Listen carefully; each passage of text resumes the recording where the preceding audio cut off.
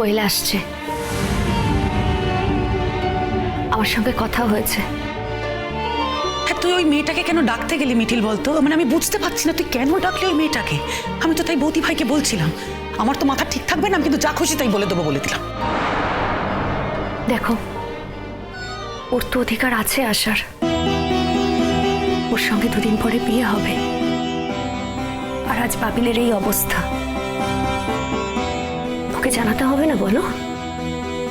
ওর তো জানার অধিকার আছে। শুধু একটা কথা বলো তো, ডক্টর কি কিছু আশ্বাস দিয়েছে? তখন থেকে ফোন করে যাচ্ছি আমি। কি বলছে? আরে ফোনটা তো সুইচ অফ, আমি তো পাচ্ছি না। এদিকে আমাদেরকে তো বলে গেল বল যে ওখানে না যেতে। কি করে কি বুঝবো, আমি তো কিছু বুঝতে পারছি না। অস্থির লাগছে বুঝলি মিঠি, মানে অনেকক্ষণ তো হয়ে গেল। কৃষ্ণ একবার জানাবে তো যে বাবিল কেমন আছে না আছে, কিছুই তো বলছে না। এইভাবে পারা যায় বলতো? টেনশন হচ্ছে প্রচন্ড। উল্লাই একটু বর্ষার আর কৃষ্ণের উপর, ও তো আছে ওখানে, ওরা তো একটা বেস্ট ট্রিটমেন্ট দেওয়ার চেষ্টা করছে। বেস্ট ট্রিটমেন্ট তো হচ্ছে, কিন্তু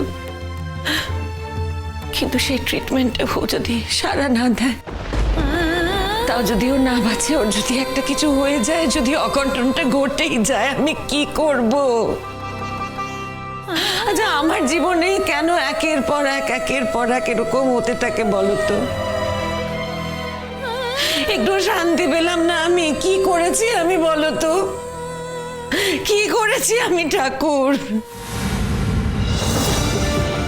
বুড়িমা, বাবা গো, শুনেছি মা, শুনেছি ঈশ্বর থেকে বারবার পরীক্ষা নিচ্ছেন, বারবার কঠিন থেকে কঠিনতম পরীক্ষা। কিন্তু আমি জানি তুই এই পরীক্ষাগুলো সমস্ত উত্তীর্ণ হয়ে যাবি, সসম্মানে উত্তীর্ণ হয়ে যাবি। নতুন কি ব্যাপার বলো তো এখন? সেভাবে কোনো খবর পাইনি কাকাবাবু। বাবিল অনেকগুলো স্লিপিং পিল খেয়ে নিয়েছে, তবে বেশিক্ষণ হয়নি, এটাই যা 5 বার। ওরা ট্রিটমেন্ট করছে। কৃষ্ণবাবু ওখানে আছে, এখন অব্দি আসেনি। যেখানে ট্রিটমেন্ট চলছে সেখানেই আছে। তো আমরা স্পেসিফিক কোনো খবর পাইনি। আমার মেয়েটাকে নিয়ে না মনে হয় এই সব কিছু থেকে দূরে নিয়ে কোথাও চলে যাই। অনেক গেছে ওর উপর দিয়ে, ও আর পারে না, আর সহ্য করতে পারে না। কত আর সহ্য করবে? আমার মেয়েটা যখন জন্মায় না, আমার শাশুড়ি মা ওকে না লক্ষ্মী বলে রাখতেন। ওর জন্মের পরে অনেক আয় হয়েছিল সংসারে, কিন্তু ও ওর জীবনে কিছু পেল না কেন? আমি এটা কিছুতেই বুঝতে পারি না। ও কি দোষ করেছে?